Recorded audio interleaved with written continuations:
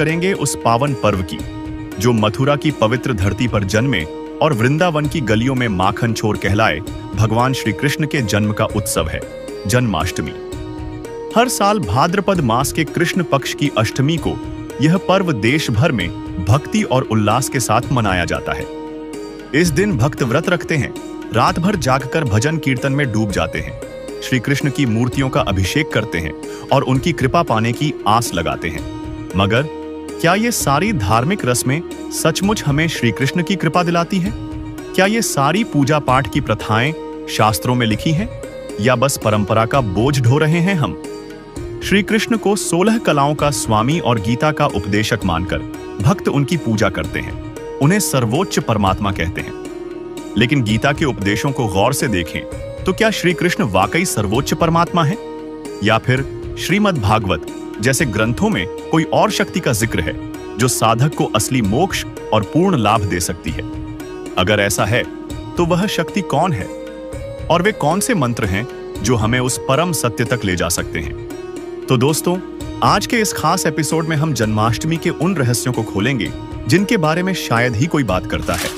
सवाल नंबर 1, जन्माष्टमी क्यों मनाई जाती है? क्या उपवास, मूर्ति पूजा, दही हंडी, भजन कीर्तन और झांकी जैसे अनुष्ठान शास्त्रों में प्रमाणित हैं? इनके पीछे का रहस्य और लाभ क्या है? भगवान श्री कृष्ण का जन्मोत्सव जो मथुरा की पवित्र भूमि पर हुआ और वृंदावन की गलियों में माखन चोरी की कहानियों से गूंजता है। हर साल भाद्रपद के कृष्ण पक्ष की अष्टमी को यह पर्व भक्तों के दिलों में भक्ति की लौ जलाता है।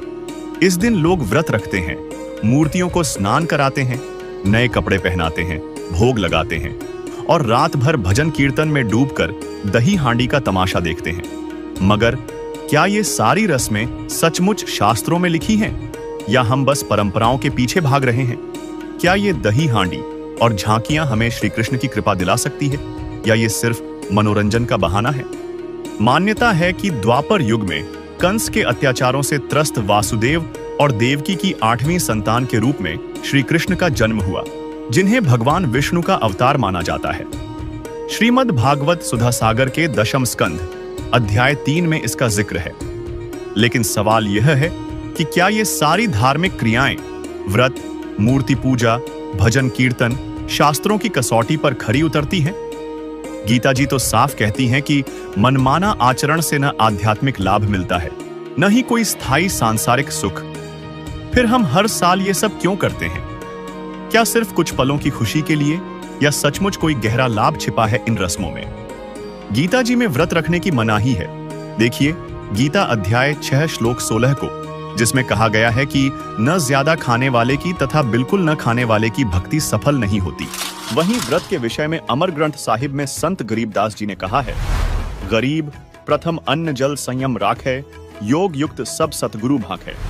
अर्थात अन्न तथा जल को सीमित खावे, न अधिक और न ही कम, यह शास्त्र अनुकूल भक्ति साधना है। साथ ही अमर ग्रंथ साहिब के पारख के अंग में लिखा है, तीर्थ व्रत करे जो प्राणी, तिनकी छूटत है नहीं खानी। ये 14 नौमी 12 व्रतम, जिनसे जम जोरा नहीं डरतम। कर एकादशी संजम सोई, करवा चौथ गदेरी होई। 8 साते करे कंदूरी, सो तो बने नीच घर सूरी। अपने आत्माओं कितनी गजब की बात कही है भगवान ने, कमाल कर रखा है कि ये 14 नौमी 12 का कोई भी किसी प्रकार का व्रत है जो ये करते हो, इससे काल के दूत नहीं डरेंगे, तुम्हारी चोटी पकड़ के ले जाएंगे। ये साधना ठीक नहीं। करें एकादशी संजम सोई, करवा चौथ गदेरी होई। होय होय। एकादशी का व्रत रखने वाले और करवा चौथ का व्रत रखने वाली बहन बेटियां कहते हैं ये अगले जन्म में गधी की योनि में जाएंगी। अब करवा चौथ क्या है बता? करवा चौथ, एक बहन कहती है करवा चौथ इसलिए कि पति की आयु लंबी हो। एक कह रही थी कि मैं उसी दिन करवा चौथ का व्रत रखी हुई थी और उसी दिन मेरे पति की मृत्यु होगी। इस करवा चौथ ने कति ढाल नहीं अड़ाई। और फिर सद्भक्ति ना करने से कहते हैं अगले जन्म में फिर पशु योनियों में जाओगे। आन धर्म जो मन बसै कोई करो नर नार, गरीबदास जिंदा कहे वो जासी यम द्वार।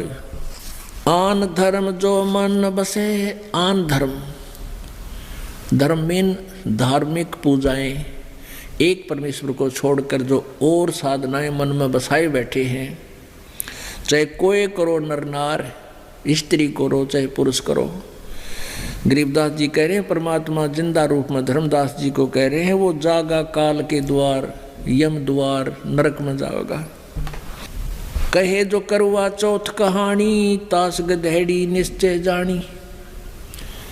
अब करवा चौथ को जो कहानी सुनाते हैं ना, कई अनपढ़ माई रखा करती व्रत करवा चौथ का रखते हैं अभी, लेकिन हमारे भक्त नहीं रखते।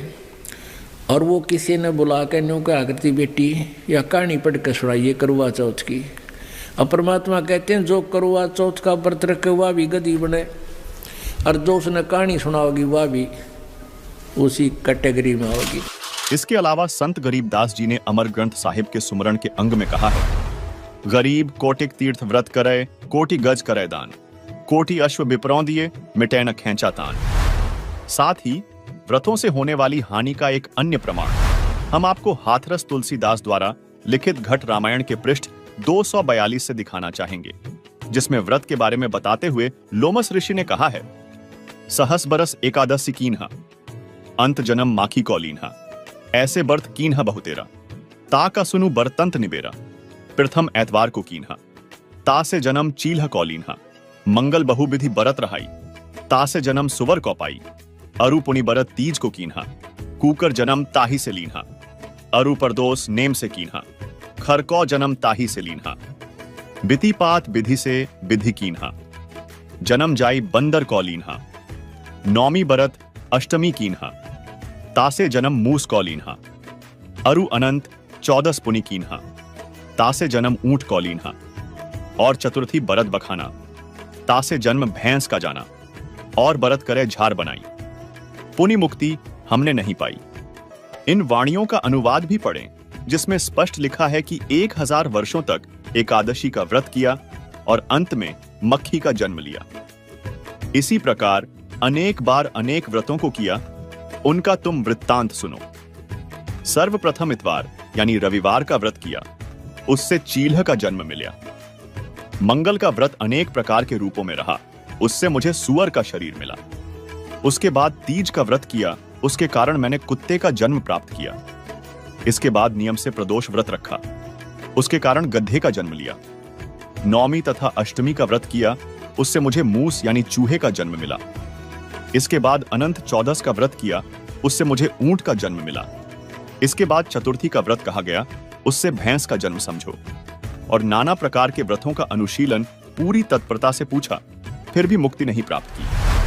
दर्शकों, इससे यह स्पष्ट होता है कि व्रत करने से कोई भी देवी देवता प्रसन्न नहीं होते, बल्कि यह शास्त्र विरुद्ध साधना होने के कारण व्यर्थ है। और शास्त्रों में मूर्ति पूजा को भी व्यर्थ बताया गया है, जबकि श्रीमद् भागवत महापुराण स्कंध 10 अध्याय 84 श्लोक 11 व 13 में स्पष्ट लिखा है कि जो मिट्टी, पत्थर, काष्ठ यानी लकड़ी आदि पार्थिव विकारों को ही इष्ट देव मानता है और जो केवल जल को ही तीर्थ समझता है, वह मनुष्य होने पर भी पशुओं में भी नीच गधा ही है। इसके अलावा संक्षिप्त गरुड़ पुराण धर्मकांड प्रेतकल्प अध्याय 38 पृष्ठ 565 में लिखा है, देवता कभी काष्ठ और पत्थर की शिला में नहीं रहते, फिर भी लोग मूर्तियों को स्नान कराते हैं, भोग लगाते हैं, मानो श्री कृष्ण भूखे बैठे हों। श्रीमद् भगवद गीता और अन्य शास्त्र साफ कहते हैं कि जो साधना वेदों और गीता के खिलाफ है, उसे छोड़ देना चाहिए। भक्ति तो केवल शास्त्रों के अनुसार होनी चाहिए, ताकि हमारा मानव जीवन सार्थक हो। क्योंकि गीता अध्याय नंबर 16 के श्लोक नंबर 23 में कहा कि शास्त्र विधि को त्याग कर जो मनमाना आचरण करते हैं, ये देखिएगा गीता अध्याय नंबर 16 के श्लोक नंबर 23 में दिखाते हैं आपको, 23 और 24 में। गीता अध्याय नंबर 16 के श्लोक नंबर हम दिखाते हैं आपको 23 में, जो पुरुष शास्त्र विधि को त्याग कर अपनी इच्छा से मनमाना आचरण करता है, वह न सिद्धि को प्राप्त होता है न परम गति को और न सुख को ही। अब 24 में बताया कि इससे तेरे लिए, छोड़ में जाएगा 24वां श्लोक, इससे तेरे लिए कर्तव्य की अवस्था में कौन से कर्म करने चाहिए भक्ति के, कौन से ना करने चाहिए, शास्त्र ही प्रमाण है। ऐसा जानकर तू शास्त्र विधि से नियत कर्म करने योग्य है, यानी शास्त्रों में जो वर्णन है वही साधना कर, अन्य करेगा तो कोई लाभ नहीं होगा, यूजलेस। लेकिन समाज में भगवान को लेकर उलझने कम नहीं। कोई विष्णु को भगवान मानता है, कोई शिव को, कोई दुर्गा को, और कोई विष्णु अवतार श्री कृष्ण को, जो 16 कलाओं के स्वामी और गीता के उपदेशक मानकर भगवान मानते हैं। मगर अगर गीता और श्रीमद् भागवत पुराण को गौर से पढ़ें तो क्या श्री कृष्ण सचमुच सर्वोच्च परमात्मा है? पवित्र ऋग्वेद मंडल 9 सूक्त 93 मंत्र 2 और मंडल 10 सूक्त 4 मंत्र 3 कहता है कि पूर्ण परमात्मा माता के गर्भ से जन्म नहीं लेता, बल्कि शिशु रूप में प्रकट होता है और सशरीर चला जाता है। तो फिर श्री कृष्ण जो माता देवकी के गर्भ से जन्मे, क्या वास्तव में पूर्ण परमात्मा हो सकते हैं? अगर नहीं तो सवाल उठता है, असली परमात्मा कौन है और वह कौन सी भक्ति है जो हमें सच्चा मोक्ष और सुख दे सकती है? दोस्तों, इस स्पेशल एपिसोड में हम इन रहस्यों को और खोलेंगे।